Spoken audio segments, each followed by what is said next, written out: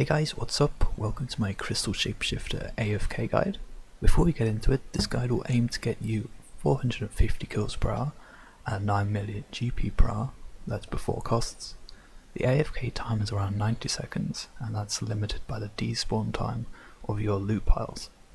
The main cost is from the vampirism scrimshaw, with the others being standard for most places that you'll go to. This value also assumes the lowest possible price for the tidying crystals, their effective AUG price once they're made into helms. The majority of the other loot is in alcohols as well, so this is quite consistent for the GP per hour. First off, you'll need to have unlocked shapeshifters by completing the Lightwithin quest, and also have them in the sunken pyramid. Killing them in a small room is much preferred, as you can just stand in a corner and have your AoEs hit all of them without requiring any manual input. My strategy is geared around using melee with the vampirism scrimshaw. Another method involves a legacy mode with blood barrage. However, I found that's a little less reliable, as well as costing more for the runes involved, so I'll leave it up to you to test that one out. Shapeshifters can have their aggression toggled on by talking with Angolf in Tardiad. In the sunken pyramid, shapes will always spawn starting off in their melee form, and as their name suggests, they'll switch forms depending on your style. Well, firstly on your protection pairs, then your armor type, and then finally your weapon type, should all your armor types be equal if you're wearing hybrid gear. In their mage and range forms, they'll deal a lot more damage because they'll use their ball special attack more frequently, and so our plan is to ensure they stay as melees, and that's achieved by wearing some ranged armor. They can also disable your protection press, so sorcery would be the only overhead used, and then stuns are their final notable mechanic. I recommend wearing either a ranged top or ranged legs, and 4 pieces of attuned crystal armor, otherwise regular crystal will just do fine. This setup will ensure they remain as melees, as well as providing the most profit per hour, due to the set effect of the crystal armor being that you get more crystals dropping, some extra damage from a damage modifier, periodic AoE damage, and temporary stun negation. The Penance Aura makes this far more AFK, and I don't come here without it. I reset it using Aura Refreshers purchased with Slayer points, but if you're all about it, then you can use a Yak with a bunch of super restores. A Spring Cleaner is also highly beneficial for reducing the method's intensity and increasing its profit.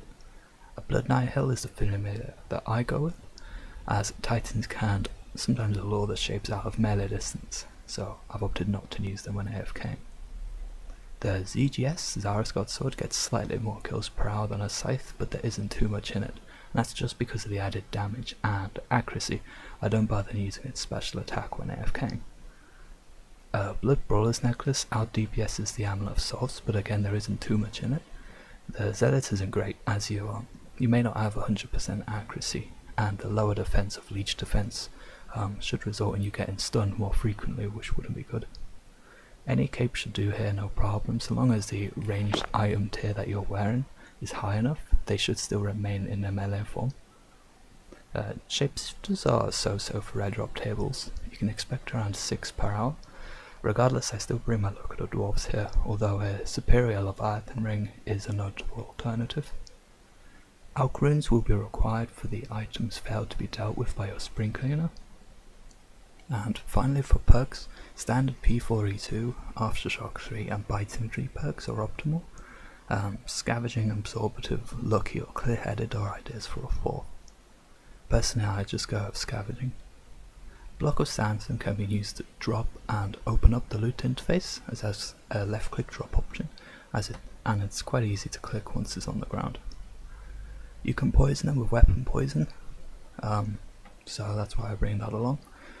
I only use Supreme Overload Salves here, as I don't have any non-salve Supremes, but if you do have some non-salves, then you may want to just use those, as you shouldn't need the renewal whilst on the Penance Aura. Non-Supremes should still be okay, although you'll struggle a little bit more if you're without ZGS or the Tier 99 Prayer. The Reverbard that I used has the maximum uptime of AoE attacks and out DPSs any other combination that I could come up with, even those that featured having Berserk on the bar, and this is mainly just due to Revo being a bit sluggish. If you get stunned, then with Revo you may not even reach the threshold level once activating Berserk.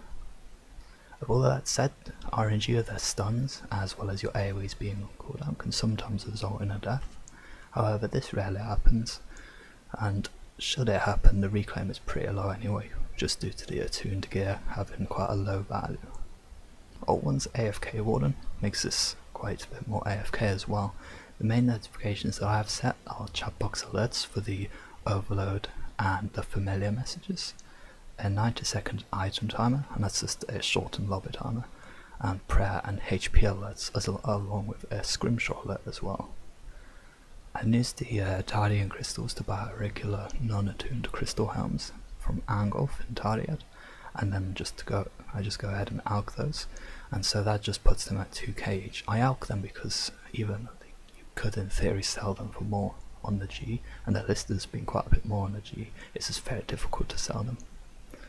Finally, the mining and smithing rework looks to have kind of quite a little effect on shapeshifters, as the majority of the loot is in all of the rune items, and that's going to be replaced with similar alch price to salvage, some of which could even be a little bit more for like the long swords and that. But the addy ore and the bar drops don't look as promising. That said, even if making an assumption that the addy drops are completely worthless and going off of the currently stated rune prices, then this method should only fall to around 8 million before 9 million before costs.